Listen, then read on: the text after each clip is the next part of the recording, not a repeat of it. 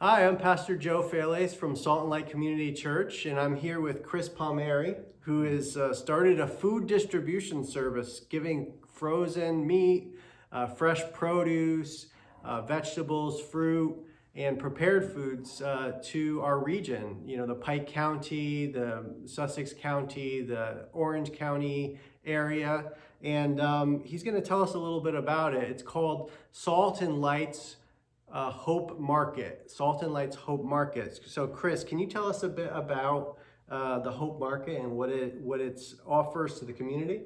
Well, for the community, what we're doing is we're bringing in food from multiple sources, nonprofits and grocery stores, and we are offering it to our community. And these foods, like you mentioned, and includes most of what you'll find in a grocery store, and hopefully soon we'll start adding things like health and beauty once we have storage established.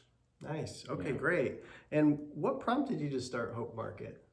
The Holy Spirit. It had always been on my heart to help feed people, and I think the timing was just never right. And then there was a moment when our government was shut down, and I thought people were going to lose their SNAP benefits.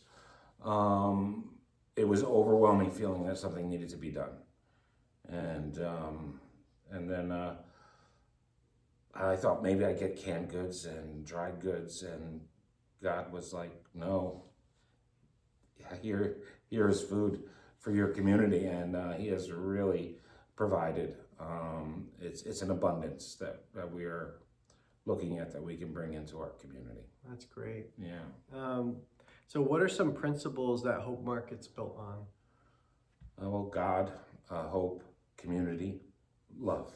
Hmm. Yeah. Yeah, those are important. Yeah. So tell us a little bit more. So who's eligible to receive food? How do they get notified? What is the process here? All right. So everybody's eligible for food. There's no limitations whether you're on SNAP or you're working or you're not or you're elderly. And right now we're doing notifications. We have a sign up on our website. And when they sign up there, they get put into a text list. And we will send out a text saying we're having a giveaway on this day. If you can come, just respond with a yes. Mm-hmm. And this way we know how many that we're going to be serving that day. So nobody comes looking for food and we don't have it for them. We want to make sure we're prepared. Mm. Yeah. Okay, Yeah. Great. And that's on the Salt and Light Community Church website? Yes, it is. There is, at the top of our page, it says food sign up. Okay, great. Yeah.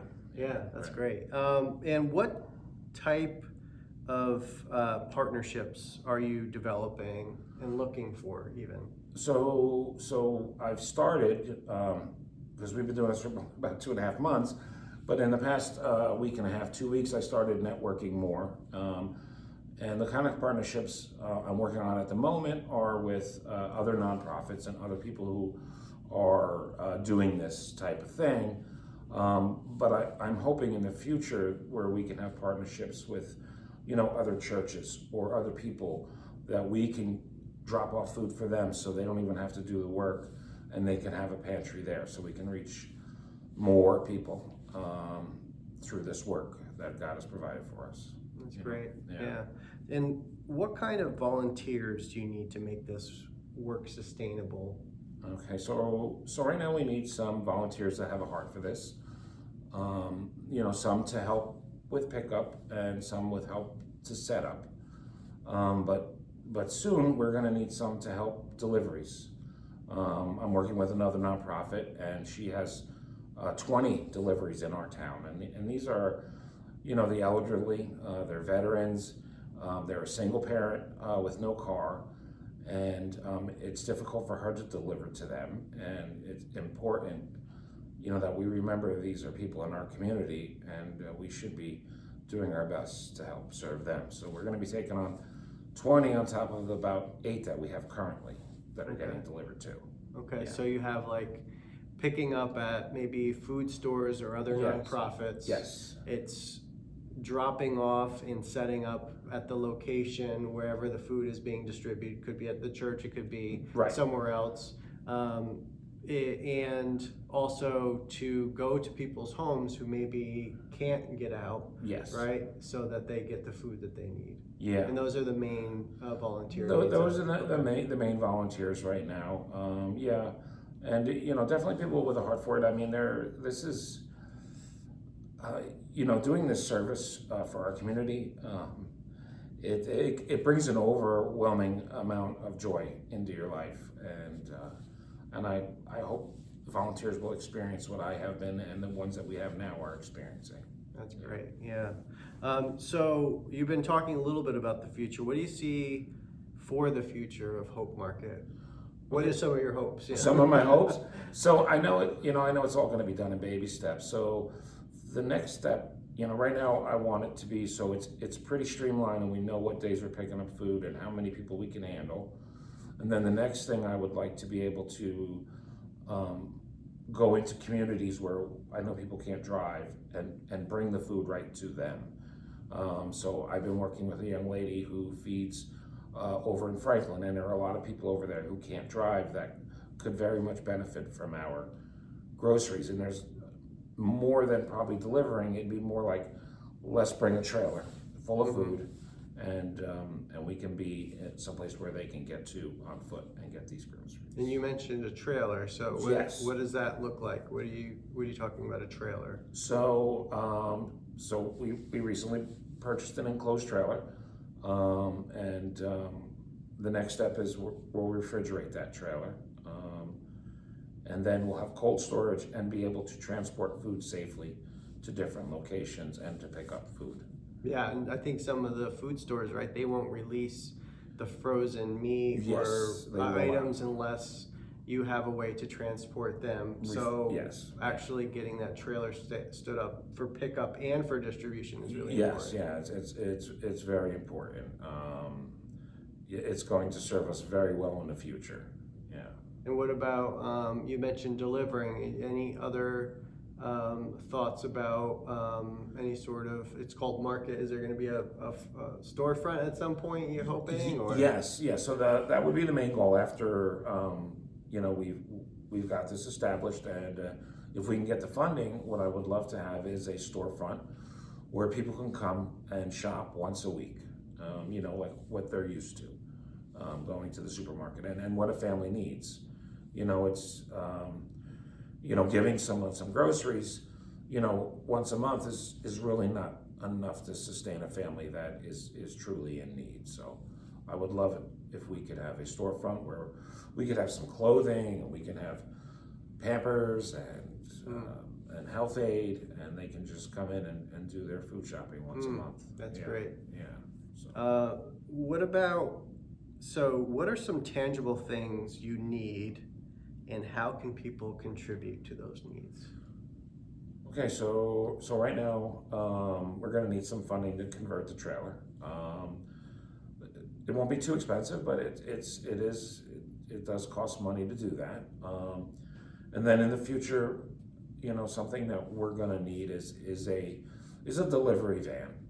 So some people that drive a car and not a truck like I do, so they could actually do a pickup where they could just come pick up the van and go pick it up and then come back to here.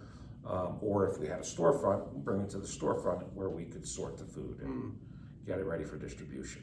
Okay, so where can people give to these efforts? Okay, so you can give on our website, right? Okay, on the Salt and Light Community website. Tag food distribution. Yes. Okay. Yes. Tag food distribution, and the other things that the funds can help with is if we have an abundance of people coming, there are other businesses in the area that will work with us and give us discounts on purchasing the food. Because again, I don't want to have people. I don't want to say no to anybody. I want to make sure we're not short. For people coming with food, which has not happened. Waste has been minimal, so it's been working out very well. Yeah, that's great. Yeah, and so even when you go back to partnerships, I think as people come in, right, we're going to uncover other needs, and we're hoping to be able to meet not just the food needs or maybe there's emotional needs, spiritual needs, That but also there's like transportation needs. There's all different kinds of needs, and yes, that's yeah. why partnerships are so important. So if there's any way that Yeah. you are a business, maybe you're a repair shop and you want to help with car repairs. Maybe you're a business who could do fundraising. Maybe you specialize in something that will help the community. We'd love to partner with you. Yes, yeah, and that's another thing. I'm so sorry I got it. That I wanted to mention, you know, about our volunteers and about, you know, who's welcome. Like when they come in here, I think we've been establishing that, you know, if they want prayer, we're able to provide prayer. If they just want to talk to us and connect on a personal level, we're here for that. We've gotten some very good responses. I've gotten some very sweet text messages that have really filled my heart. So I think we are connecting on this personal level, which I think it goes a little beyond some other places. You know, I think there's a kind of a stigma on people who need some aid, but I think today it's almost everybody who needs some aid, and not everybody, but you know, it's the working family. It's you know, it's the single mom, it's the single dad, it's the elderly person who lives next door. You know, praying for them is great, and we need to pray for them. But sometimes we, you know, need to be personal and go out and do a service for our neighbor. Yeah. You know, nobody should ever feel ashamed to. No. I mean, God made us to receive help to Him, to worship Him through service, and He's put us on this earth together to lift up one another. Right. So that's not a shameful thing. That's a God thing. That's what He wants us to do. Yes. So, well, thank you, Chris, for sharing with us today, and may the Lord bless you in this work. And I just pray that I know a lot of lives are already touched and will be touched through this. So thank you so much. Oh, thank you, Pastor Joe. And I thank everybody who's been supporting this.